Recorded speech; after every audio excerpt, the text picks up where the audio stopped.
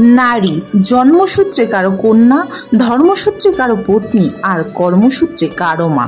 আমাদের মনে এই ছবি আঁকা রয়েছে একজন নারীকে নিয়ে, তাই না?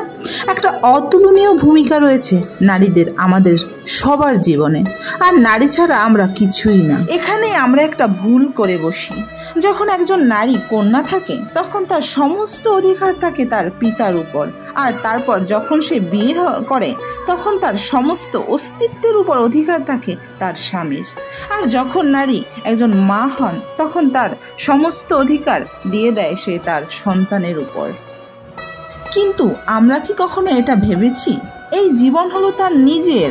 যে নারী সবার কল্যাণ করছেন তার জীবনের অধিকারও তার কাছেই থাকা উচিত, তাই না?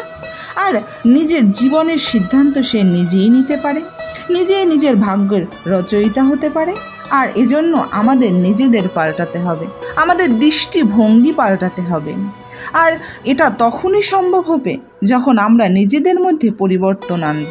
তাই আজকের পর থেকে, এই মুহূর্ত থেকে কোনো নারীর উপর অকারণ অধিকার স্থাপনের আগে সহস্রবার ভেবে দেখবেন। ধন্যবাদ।